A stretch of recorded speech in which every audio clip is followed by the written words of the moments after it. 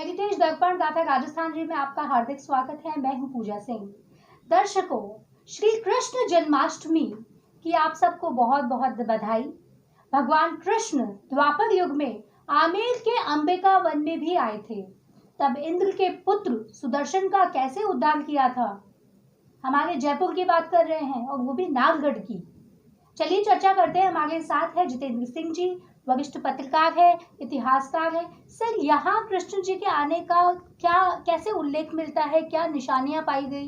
द्वापर युग में भगवान श्री कृष्ण के द्वारका जाते समय जालोर के पथमेड़ा में रुकने का, और दूसरा भागवत पुराण में उल्लेख है कि वे आमेर के अंबिका वन में भी आए थे। वहीं कुरुक्षेत्र में से द्वारका जाते समय वो सावन भादो के महीने में पथमेड़ा होते हुए निकले थे, और पथमेड़ा में आज सबसे बड़ी गौशाला है। जयगढ़ और नाहरगढ़ के बीच की पहाड़ियों में भगवान कृष्ण ने नंद बाबा और ग्वालों के संग गाय चराई और बांसुरी बजाई थी।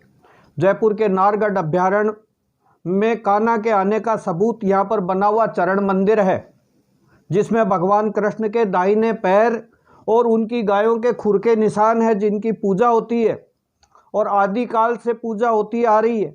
पहाड़ पर ऊंची मीनार के प्रति अति दुर्लभ इस पौराणिक मंदिर का शिल्प शास्त्र भी बड़ा बेहतरीन है। ऊंची मीनार से कई किलोमीटर दूर तक का इलाका दिखाई देता है। भागवत पुराण में उल्लेख है कि भगवान कृष्ण अंबिका वन में गए थे, जहां उन्होंने अंबिकेश्वर महादेव की भी पूजा की थी।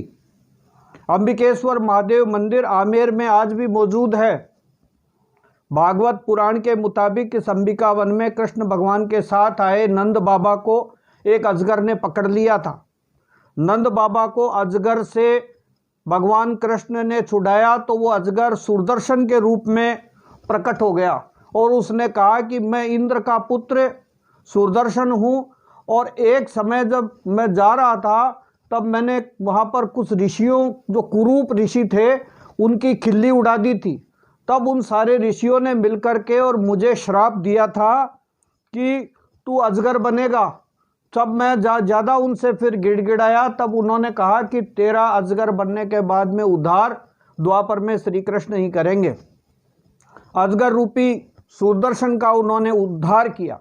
नाहरगढ़ पहाड़ी पर चरण मंदिर के नीचे के दुर्गम पहाड़ी स्थान को आज भी सुदर्शन की खोल के नाम से जानते हैं। नाहरगढ़ में सुदर्शन भगवान का मंदिर है। मान सिंह प्रथम ने 15वीं सदी में चरण मंदिर का यह भव्य मंदिर नाहरगढ़ की पहाड़ियों के बीच में बनाया था। जयगढ़ ने, सवाई जय सिंह ने जब नाहरगढ़ बनाना शुरू किया था, तब वहाँ पर नाहर सिंह भोमिया जी ने व्यवधान डाला। उसके पहले नाहरगढ़ को सुदर्शनगढ़ के नाम से ही बना रहे थे, लेकिन फिर रत्नाकर पौंडरिक जो उनके गुरु थे, उनके कहने पर फिर इस नाहरगढ़ का नाम, सुदर्शनगढ़ का नाम बदल करके नाहरगढ़, सवाई जय सिंह जी ने नाहरगढ़ रखा था। मान्यता है कि ब्रज से आमेर तक नाहरगढ़ की पहाड़ियों के क्षेत्र में भगवान श्री कृष्ण के अति प्रिय कदम के पेड़ लगे हुए हैं। चरण मंदिर के नीचे सुदर्शन की खोल है और उसमें कदम के हजारों पेड़ लगे हुए हैं, और इसका नाम भी कदम कुंड है।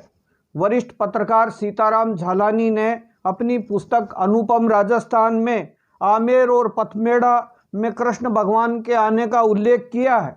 कदम कुंड की विकास समिति बनी हुई है, जो सुदर्शन खोल में लगे हुए कदम के हजारों पेड़ों की सुरक्षा का काम में लगी हुई है।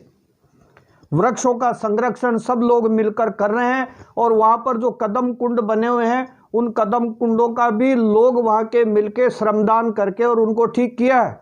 चरण मंदिर में एक सूचना बोर्ड भी लगा है, जिसमें भागवत पुराण का उल्लेख करते हुए कहा गया है कि कृष्ण भगवान यहाँ पर आए थे और उनके चरणों की यहाँ पर पूजा होती है। वहीं गाय के जो गायों के खुर थे, उनकी पूजा होती है। मंदिर के महंत सुरेश पारिक हैं, और वे इस पौराणिक मंदिर की सार संभाल में लगे हैं। कपिल पारिक के मुताबिक जन्माष्टमी सहित सारे आयोजनों से सारा जयपुर जुड़ता है। चरण मंदिर में पेयजल के लिए प्राचीन टांका बना है। वहीं ऊंची गुंबद पर सीढ़ियां चढ़नी पड़ती है।